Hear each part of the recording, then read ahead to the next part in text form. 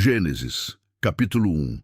A criação do mundo e o início de todas as coisas. 1:2. O princípio de tudo.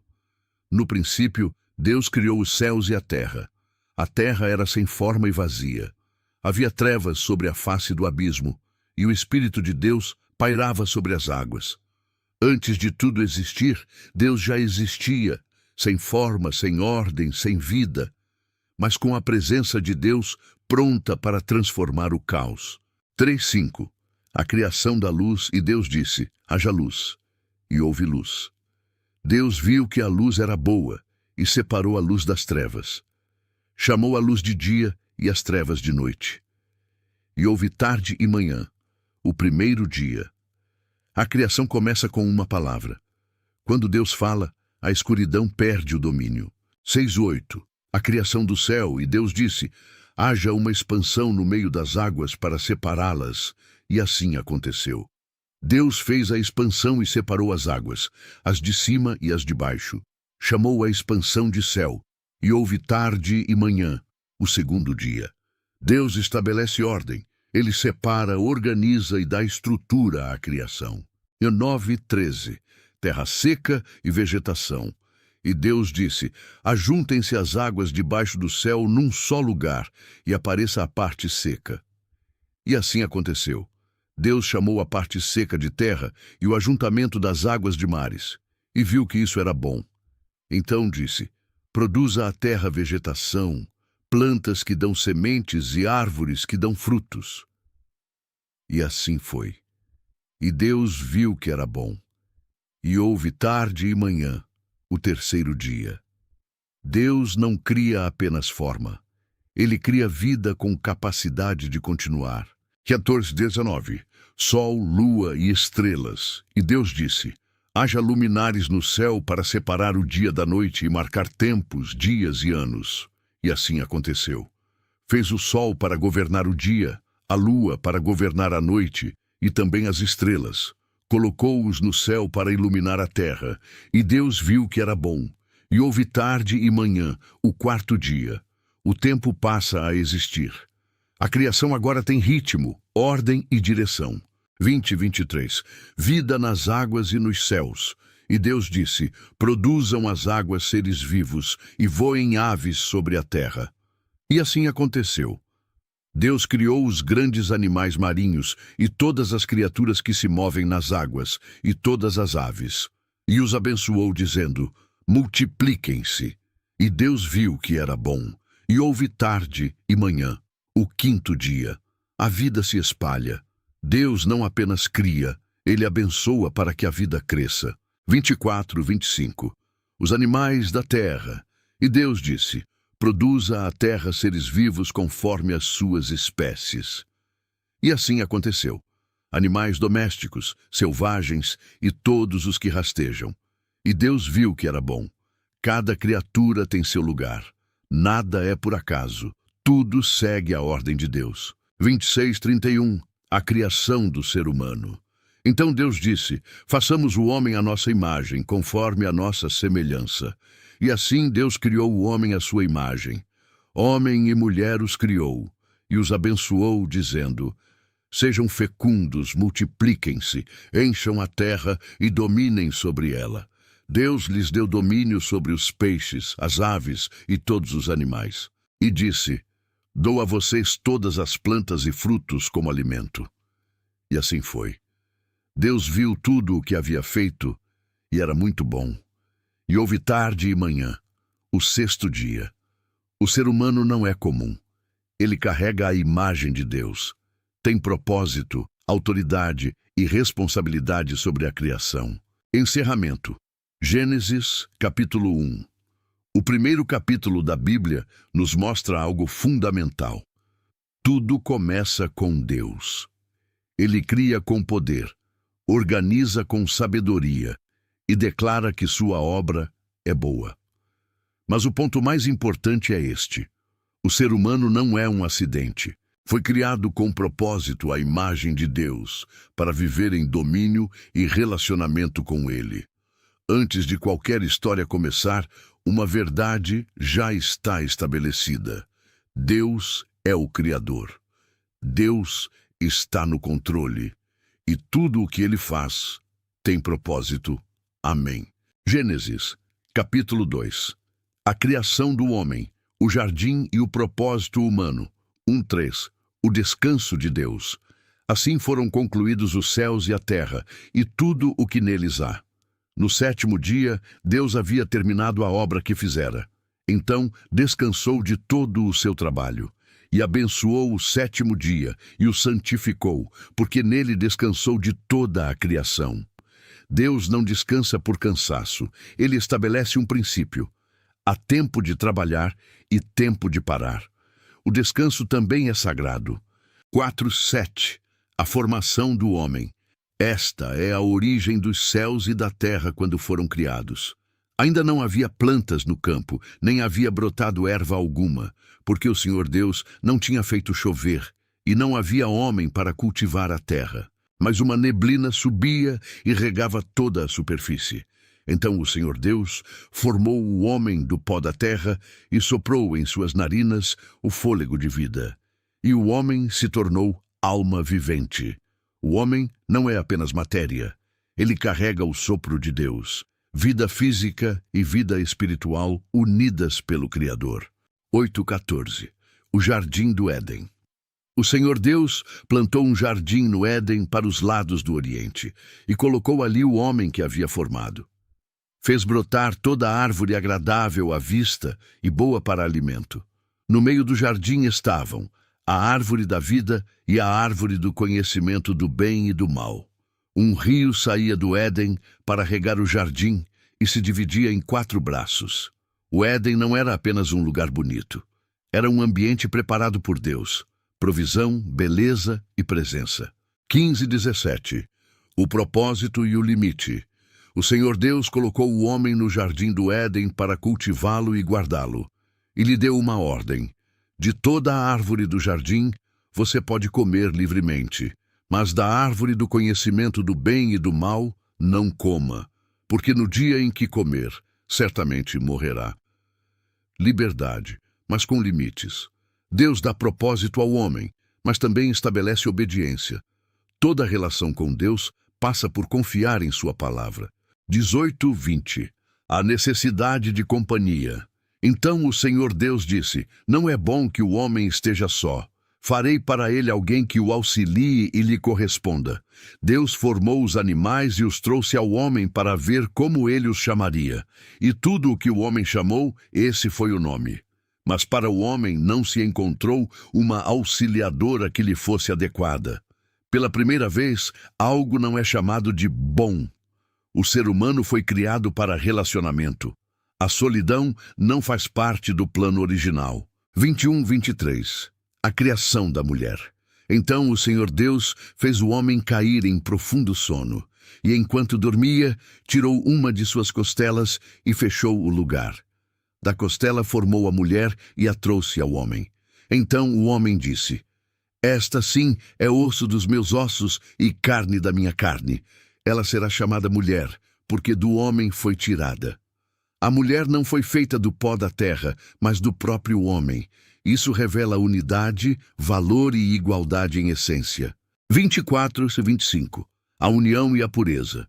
Por isso, o homem deixa pai e mãe e se une à sua mulher, tornando-se os dois uma só carne. E ambos estavam nus, o homem e sua mulher, e não sentiam vergonha. O casamento nasce aqui. União, compromisso e intimidade sem culpa. Antes do pecado não havia vergonha, apenas pureza. Encerramento. Gênesis capítulo 2. O capítulo 2 de Gênesis revela algo profundo. O homem não foi criado apenas para existir, mas para viver com propósito, trabalhar, se relacionar e andar com Deus. Aqui vemos 3 verdades centrais. Deus dá vida, Deus dá propósito, Deus estabelece limites e também mostra algo essencial. Não fomos feitos para viver sozinhos. Fomos criados para a comunhão com Deus e com outras pessoas. Antes da queda, havia harmonia perfeita, e isso nos lembra. O plano original de Deus sempre foi vida, ordem e relacionamento. Amém. Gênesis Capítulo 3. A queda do homem e a entrada do pecado no mundo. 1:5. A tentação. A serpente era o mais astuto de todos os animais que o Senhor Deus havia feito. E disse à mulher: Foi isso mesmo que Deus disse? Não comam de nenhuma árvore do jardim? A mulher respondeu: Podemos comer dos frutos das árvores, mas do fruto da árvore que está no meio do jardim, Deus disse: Não comam nem toquem para que não morram. Então a serpente disse: Certamente vocês não morrerão. Deus sabe que no dia em que comerem, seus olhos se abrirão, e vocês serão como Deus, conhecendo o bem e o mal.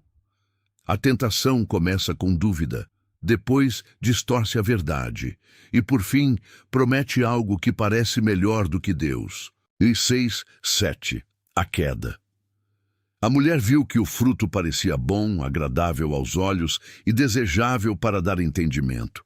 Então tomou do fruto, comeu e deu ao seu marido, que também comeu. Naquele momento, os olhos dos dois se abriram e perceberam que estavam nus. Então costuraram folhas de figueira para se cobrir. O pecado entra quando o desejo vence a obediência, e o resultado imediato não é poder, é vergonha. 8:13. O confronto com Deus. Ao ouvirem a voz do Senhor Deus andando no jardim, na brisa do dia, o homem e a mulher se esconderam. Mas Deus chamou: Onde você está? O homem respondeu: Ouvi tua voz e tive medo, porque estava nu. Então me escondi. Deus perguntou: Quem disse que você estava nu? Você comeu do fruto que eu ordenei que não comesse? O homem respondeu: A mulher que me deste me deu do fruto e eu comi. E a mulher disse: A serpente me enganou e eu comi. O pecado quebra a comunhão, gera medo, esconderijo e culpa. E o ser humano tenta fugir da responsabilidade. 14:15. A maldição da serpente e a promessa. Então o Senhor Deus disse à serpente: Por causa do que fez, você será amaldiçoada. Rastejará sobre o ventre e comerá pó todos os dias da sua vida. Porei inimizade entre você e a mulher, entre a sua descendência e o descendente dela. Este lhe ferirá a cabeça, e você lhe ferirá o calcanhar. Aqui nasce a primeira promessa. Mesmo após o pecado, Deus anuncia que um descendente virá e vencerá o mal. 16:19. As consequências. A mulher, Deus disse: Multiplicarei suas dores, com dor dará à luz filhos, seu desejo será para o marido e ele a governará. Ao homem disse: Porque você ouviu sua mulher e comeu do fruto proibido. Maldita é a terra por sua causa. Com esforço você se alimentará dela. Ela produzirá espinhos e ervas daninhas. Com o suor do seu rosto você comerá o pão, até que volte ao pó. Porque do pó foi formado, e ao pó voltará. O pecado traz consequências reais: dor, esforço, morte. A criação perfeita agora está marcada pela queda. 20:21. A graça em meio ao juízo. O homem chamou sua mulher de Eva, pois ela seria mãe de toda a humanidade. E o Senhor Deus fez roupas de pele para o homem e sua mulher e os vestiu. Mesmo após o erro, Deus cuida. Onde havia folhas improvisadas, Deus provê cobertura. Aqui vemos graça. 22:24. A saída do jardim. Então o Senhor Deus disse: O homem se tornou como um de nós, conhecendo o bem e o mal. Não permita que ele tome também da árvore da vida e viva para sempre. Então o Senhor Deus o expulsou do jardim do Éden para cultivar a terra de onde foi tirado. E colocou querubins e uma espada flamejante para guardar o caminho da árvore da vida. O pecado separa o homem de Deus. O Éden é perdido. O acesso à vida plena é fechado. Mas a história não termina aqui. Encerramento. Gênesis, capítulo 3. O capítulo 3 de Gênesis explica a realidade do mundo. O mal não veio de Deus, veio da desobediência. O pecado trouxe vergonha, medo, dor e morte. Mas no meio do juízo, uma esperança aparece. Um descendente virá e vencerá o mal. Desde o início, Deus já aponta para a redenção. A queda aconteceu, mas o plano de Deus continua, e isso muda tudo. Amém. Gênesis, capítulo 4. Caim, Abel e as consequências do pecado. 1-2. O nascimento de Caim e Abel. Adão teve relações com Eva, sua mulher, e ela engravidou e deu à luz Caim. E disse: com a ajuda do Senhor, tive um filho homem. Depois deu à luz Abel, seu irmão. Abel tornou-se pastor de ovelhas e Caim, lavrador da terra. A humanidade começa a crescer, mas junto com ela, o coração humano também se revela. 3:5. As ofertas. Passado algum tempo, Caim trouxe do fruto da terra uma oferta ao Senhor. Abel, por sua vez, trouxe das primeiras crias do seu rebanho e da gordura delas. O Senhor aceitou com agrado Abel e sua oferta, mas não aceitou Caim e sua oferta. Então Caim se enfureceu e o seu rosto se abateu. Deus não olha apenas para a oferta, mas para o coração. A diferença não estava no presente, mas na intenção. 6:7. O aviso de Deus. Então o Senhor disse a Caim: por que você está irado? Por que está abatido? Se você fizer o bem, não será aceito, mas se não fizer, o pecado está à porta, à sua espera. Ele deseja dominá-lo, mas você deve dominá-lo. O pecado é apresentado como algo próximo, pronto para agir.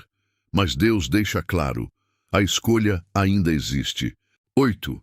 O primeiro assassinato, disse Caim a seu irmão Abel: vamos para o campo. Quando estavam lá, Caim atacou Abel, seu irmão, e o matou. O pecado que começou no coração agora se torna ação. A inveja se transforma em violência. O primeiro sangue é derramado. 9:12. O julgamento de Caim. Então o Senhor perguntou a Caim: onde está Abel, seu irmão? Ele respondeu: não sei. Sou eu o responsável por meu irmão? Disse Deus: o que você fez? A voz do sangue do seu irmão clama a mim desde a terra. Agora você está sob maldição. A terra não dará mais sua força. Você será fugitivo e errante. O pecado não pode ser escondido. Deus vê, Deus ouve e Deus julga. 13:15. A marca de Caim. Caim disse ao Senhor: meu castigo é grande demais para suportar. Serei fugitivo e qualquer um que me encontrar me matará. Mas o Senhor lhe respondeu: não será assim. E colocou em Caim um sinal para que ninguém o matasse. Mesmo em julgamento, Deus ainda demonstra misericórdia. A justiça vem, mas a graça ainda está presente. 16:24. A descendência de Caim. Caim se afastou da presença do Senhor e foi viver na terra de Nod. Ali construiu uma cidade e teve descendentes. Sua linhagem cresceu, desenvolveu habilidades, cultura e progresso. Mas também cresceu a violência. Lameque disse: matei um homem por me ferir. O pecado se multiplica. O que começou com um homem agora se espalha pela humanidade. 25:26. O nascimento de Sete. Adão teve outro filho e o chamou Sete. E disse: Deus me concedeu outro filho no lugar de Abel. Sete também teve um filho e o chamou Enos. Naquele tempo, os homens começaram a invocar o nome do Senhor. Mesmo com o avanço do pecado, Deus preserva uma linhagem. Ainda existem pessoas que buscam a Deus. A esperança continua. Encerramento. Gênesis, capítulo 4. O capítulo 4 mostra até onde o pecado pode chegar. Começa no coração, cresce na inveja e termina em destruição. Caim rejeitou o aviso de Deus e colheu as consequências. Mas mesmo assim, vemos algo poderoso. Deus não abandona a humanidade. Ele preserva um caminho, uma linhagem, um povo que ainda o busca. E isso revela uma verdade: o pecado se espalha, mas a graça de Deus também. A história continua e o plano de Deus não para. Amém. Gênesis, capítulo 5. A linhagem de Adão e a continuidade da vida. 1-2. A origem do homem. Este é o registro da descendência de Adão. Quando Deus criou o homem, a semelhança de Deus o fez. Homem e mulher os criou, e os abençoou e os chamou humanidade. A identidade do ser humano vem de Deus. Mesmo após a queda, a marca do Criador ainda está presente. 3 e 5. Adão e Sete. Adão viveu 130 anos e gerou um filho à sua semelhança, conforme a sua imagem, e lhe deu o nome de Sete. Depois disso, Adão ainda viveu muitos anos e teve outros filhos e filhas. Ao todo, viveu 930 anos e morreu. A imagem agora é passada adiante, mas junto com a vida vem a morte. Uma nova realidade se estabelece. Abases 20. As gerações continuam. Sete gerou Enos. Enos gerou Cainã. Cainã gerou Maalalel. Maalalel gerou Jared. E assim, geração após geração. Filhos nascem, a vida continua, famílias crescem, mas algo se repete como um eco constante, e morreu. Por mais longa que fosse a vida, o fim sempre chegava. O pecado deixou sua marca na humanidade. 21-24. Enoque, o homem que andou com Deus. Enoque viveu 65 anos e gerou Matusalém, mas há algo diferente nele. Enoque andou com Deus. Depois de gerar seu filho, continuou andando com Deus por 300 anos. Teve filhos e filhas, viveu 365 anos. E então, Enoque já não foi encontrado porque Deus o levou. No meio de uma geração marcada pela morte, surge alguém que vive diferente. Enoque não é lembrado pelo tempo que viveu, mas pela forma como viveu. Ele andou com Deus. 25-27. Matusalém. O mais longevo Matusalém gerou Lameque e viveu muitos anos. Ao todo, 969 anos. O homem que mais viveu e morreu. Nem mesmo a vida mais longa escapa da morte. O tempo pode se estender, mas não impede o fim. 28-32. Lameque e o nascimento de Noé. Lameque gerou um filho e o chamou Noé, e disse: Ele nos trará alívio do nosso trabalho e do sofrimento das nossas mãos, causados pela terra que o Senhor amaldiçoou. Depois disso, viveu outros anos e morreu. Noé teve 3 filhos, Sem, Cam e Jafé. Em meio ao peso da maldição surge esperança. Um nome, um propósito, uma promessa de alívio. Encerramento. Gênesis, capítulo 5. O capítulo 5 parece apenas uma lista, mas carrega uma mensagem poderosa. A vida continua, mas a morte também. A expressão se repete. E morreu. Isso revela o impacto do pecado.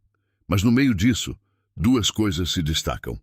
Enoque, um homem que andou com Deus, e Noé, um homem que traria esperança. Isso mostra que, mesmo em um mundo marcado pela morte, ainda é possível viver com Deus. E mais do que isso, o plano de Deus continua avançando, geração após geração. Nada impede o propósito dele. Amém. Gênesis, capítulo 6. A corrupção da humanidade e o chamado de Noé, 1:4. A multiplicação e a corrupção. Quando os homens começaram a se multiplicar sobre a terra e lhes nasceram filhas, os filhos de Deus viram que as filhas dos homens eram formosas e tomaram para si as que escolheram. Então o Senhor disse: Meu espírito não contenderá para sempre com o homem, porque ele é mortal. Seus dias serão 120 anos. Naqueles dias havia gigantes na terra. E também depois, quando esses se uniram às filhas dos homens e tiveram filhos. Eles eram os valentes, homens de renome. A humanidade cresce, mas se afasta de Deus. Força, beleza e poder passam a dominar, mas não a justiça. 5:7. A maldade do homem. O Senhor viu que a maldade do homem havia se multiplicado na terra, e que toda a inclinação dos pensamentos do seu coração era continuamente má. Então o Senhor se arrependeu de ter feito o homem na terra, e isso lhe cortou o coração, e disse: Destruirei da face da terra o homem que criei, homens, animais, répteis e aves do céu. A corrupção não era superficial, era profunda, constante, total. O pecado agora domina o coração humano. 8. A graça em meio ao caos. Noé, porém, achou graça aos olhos do Senhor. Em meio a uma geração corrompida, um homem se destaca. Quando tudo parece perdido, Deus ainda encontra quem o busca.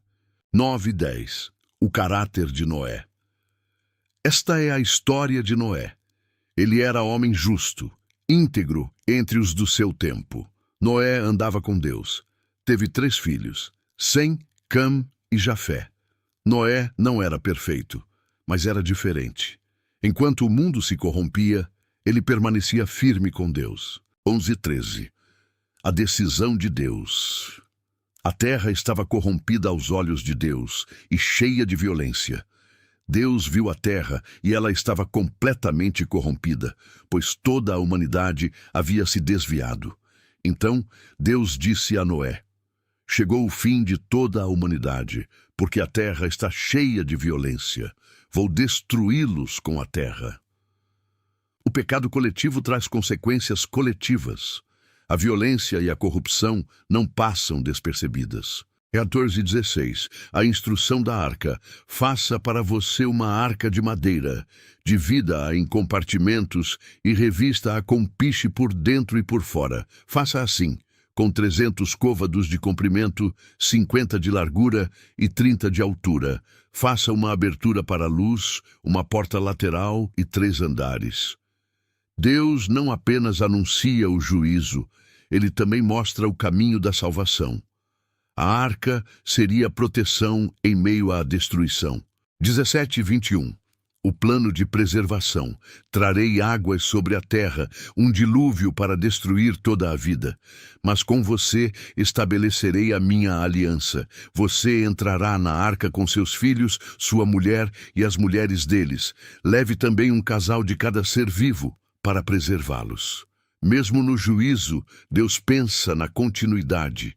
Ele preserva a vida e prepara um recomeço. 22. A obediência de Noé. E Noé fez tudo exatamente como Deus lhe havia ordenado. Sem questionar, sem atrasar, sem negociar. Noé obedeceu. A fé verdadeira se mostra na prática. Encerramento, Gênesis capítulo 6. O capítulo 6 revela um mundo em colapso, corrupção, violência e um coração distante de Deus. Mas também revela algo poderoso. Mesmo quando a maioria se perde, Deus ainda procura e encontra os fiéis. Noé prova que é possível andar com Deus, mesmo em tempos difíceis. E a arca nos ensina: Deus sempre oferece um caminho de salvação. O juízo vem, mas a graça também. E o plano de Deus continua. Amém. Gênesis, capítulo 7. O dilúvio e o juízo sobre a terra. 1:5. O chamado para a arca. Então o Senhor disse a Noé: entre na arca, você e toda a sua família, porque reconheço que você é justo nesta geração. Leve com você 7 pares de cada animal puro e um par dos impuros, e também aves do céu. Pois em 7 dias farei chover sobre a terra 40 dias e 40 noites, e destruirei tudo o que fiz. E Noé fez tudo como o Senhor lhe ordenou. A salvação não foi por acaso, foi resposta à obediência. Deus avisa e também prepara. 11:16. O início do dilúvio. No ano 600 da vida de Noé, no 2º mês, no dia 17, nesse dia, todas as fontes do grande abismo se romperam, e as comportas do céu se abriram, e caiu chuva sobre a terra por 40 dias e 40 noites. Naquele mesmo dia, Noé entrou na arca com sua família e todos os animais, e então o Senhor fechou a porta. Quando Deus fecha, ninguém abre. O tempo da decisão termina e o juízo começa. 17:20. As águas sobem. O dilúvio aumentou e levantou a arca acima da terra. As águas cresceram cada vez mais, até cobrirem todos os montes elevados. Tudo foi submerso. Nada podia resistir. Quando Deus executa seu juízo, não há força humana que possa impedir. 21:23. A destruição da vida. Tudo o que tinha fôlego de vida pereceu. Aves, animais, seres humanos. Tudo foi destruído da face da terra. Somente Noé e os que estavam com ele na arca sobreviveram. O pecado trouxe esse resultado. A vida que rejeita Deus não permanece, mas aqueles que estão no lugar de salvação são preservados. 24. O domínio das águas, e as águas prevaleceram sobre a terra por 150 dias. O juízo não foi rápido, foi completo. A terra ficou coberta, silenciosa, reiniciando. Encerramento. Gênesis, capítulo 7. O capítulo 7 mostra um dos momentos mais sérios da Bíblia, o juízo de Deus sobre o pecado. A porta da arca se fechou, e com isso, o tempo de escolha acabou. Mas também vemos uma verdade poderosa. Deus sempre avisa antes de agir. Gênesis, capítulo 8. O fim do dilúvio e um novo começo. 1:3. Deus se lembra de Noé. Então Deus se lembrou de Noé e de todos os animais que estavam com ele na arca, e fez soprar um vento sobre a terra, e as águas começaram a baixar. As fontes do abismo foram fechadas, e a chuva dos céus foi contida. As águas foram diminuindo gradualmente. Deus não esquece dos seus. Mesmo no meio do juízo, ele permanece fiel àqueles que confiam nele. 4:5. A arca repousa. No 7º mês, no dia 17, a arca repousou sobre os montes de Ararate. As águas continuaram baixando até que os montes se tornaram visíveis. Depois de tanto tempo flutuando, finalmente descanso. Deus conduz até o lugar seguro. 6:12. O teste com as aves. Depois de 40 dias, Noé abriu a janela da arca e soltou um corvo que ia e voltava. Depois, soltou uma pomba, para ver se as águas tinham diminuído. Mas a pomba não encontrou lugar e voltou. 7 dias depois, Noé soltou a pomba novamente. Ela voltou com uma folha de oliveira no bico, e Noé entendeu. A terra estava reaparecendo. Esperou mais 7 dias e soltou a pomba outra vez. 13:14. A terra seca. No primeiro dia do primeiro mês, as águas haviam secado da terra. Noé removeu a cobertura da arca e viu que o solo estava seco. No segundo mês, no dia 27, a terra estava completamente seca. O tempo de espera chegou ao fim. Deus não se atrasa. Tudo acontece no tempo certo. 15:19. A saída da arca. Então Deus disse a Noé: saia da arca você, sua família e todos os animais. Que eles se espalhem pela terra, sejam fecundos e se multipliquem. E Noé saiu, com sua família e todos os seres vivos. O que foi preservado agora recomeça. A vida volta a se espalhar. 20. O altar de gratidão. Então Noé construiu um altar ao Senhor e ofereceu sacrifícios com animais puros. Após tudo o que passou, a primeira atitude de Noé foi adorar.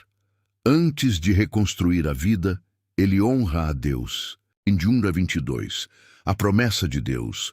O Senhor sentiu o aroma agradável e disse em seu coração: nunca mais amaldiçoarei a terra por causa do homem, embora o coração humano seja inclinado ao mal. Nunca mais destruirei todos os seres vivos como fiz. Enquanto a terra existir, haverá plantio e colheita, frio e calor, verão e inverno, dia e noite. Deus estabelece uma promessa: a vida continuará. O ciclo não será interrompido. Mesmo conhecendo o coração humano, Deus escolhe sustentar o mundo. Encerramento, Gênesis capítulo 8. O capítulo 8 marca um novo começo. Depois do juízo, vem a restauração. Depois da destruição, vem a vida. Noé sai da arca para um mundo diferente, mas com o mesmo Deus fiel. E isso nos ensina: Deus não apenas salva, Ele também restaura. Ele guia no meio da tempestade e conduz ao recomeço. E quando tudo parece perdido, uma verdade permanece. Deus se lembra, Deus cuida, Deus faz recomeçar. Amém. Gênesis, capítulo 9. A aliança de Deus com Noé e a nova fase da humanidade. 1:7. A bênção e as novas instruções. Deus abençoou Noé e seus filhos, dizendo: sejam fecundos, multipliquem-se e encham a terra.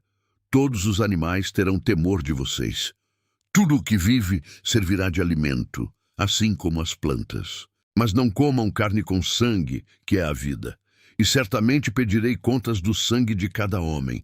Quem derramar sangue humano, pelo homem terá seu sangue derramado, porque o homem foi feito à imagem de Deus. Deus reafirma o valor da vida. O ser humano continua carregando a imagem de Deus, e por isso a vida se torna sagrada. 8:11. A aliança estabelecida. Então Deus disse a Noé e a seus filhos: estabeleço a minha aliança com vocês e com seus descendentes, e com todos os seres vivos que estão com vocês. Nunca mais as águas se tornarão um dilúvio para destruir toda a vida. Nunca mais haverá um dilúvio para destruir a terra. Deus faz uma promessa eterna. Não depende do homem, depende dele. É uma aliança de preservação. 12:17. O sinal do arco-íris. E Deus disse: este é o sinal da aliança que faço entre mim e toda a vida na terra. Coloquei o meu arco nas nuvens. Ele será o sinal da minha aliança. Quando eu trouxer nuvens sobre a terra e o arco aparecer, eu me lembrarei da minha aliança. Nunca mais as águas destruirão toda a vida. O arco-íris não é apenas beleza. É um lembrete visível da fidelidade de Deus. Toda vez que aparece, Deus está reafirmando sua promessa. 18:19. Os filhos de Noé. Os filhos de Noé que saíram da arca foram Sem, Cam e Jafé. Cam é o pai de Canaã. A partir deles, toda a terra foi povoada. A humanidade recomeça a partir de uma família, um novo início, mas com o mesmo coração humano. 20:23. A falha de Noé começou a cultivar a terra e plantou uma vinha. Bebeu do vinho, embriagou-se e ficou nu dentro de sua tenda. Cam viu a nudez de seu pai e contou aos irmãos. Mas Sem e Jafé tomaram um manto, andaram de costas e cobriram seu pai sem olhar para ele. Até alguém justo pode falhar. A queda não desapareceu. Ela ainda faz parte da natureza humana. Mas a honra e o respeito ainda fazem diferença. 24:27. A declaração de Noé. Quando Noé despertou e soube o que havia acontecido, disse: maldito seja Canaã, servo dos servos será para seus irmãos. E disse também: bendito seja o Senhor, Deus de Sem, e que Deus amplie o território de Jafé, e ele habite nas tendas de Sem. As palavras têm peso. Elas apontam caminhos, marcam destinos e revelam consequências. 28:29. O fim de Noé. Depois do dilúvio, Noé viveu 350 anos. Ao todo, viveu 950 anos e morreu. Uma geração termina, mas a história continua. Encerramento. Gênesis, capítulo 9. O capítulo 9 revela um novo começo com Deus, uma nova oportunidade, uma nova aliança. O arco-íris se torna o sinal de que Deus é fiel mesmo conhecendo o coração humano. Mas também aprendemos, o pecado ainda existe. A fraqueza ainda acompanha o homem. Mesmo assim, Deus mantém sua promessa. Deus sustenta a vida. E Deus continua conduzindo a história. E isso nos mostra: não é a perfeição do homem que mantém o mundo, é a fidelidade de Deus. Amém.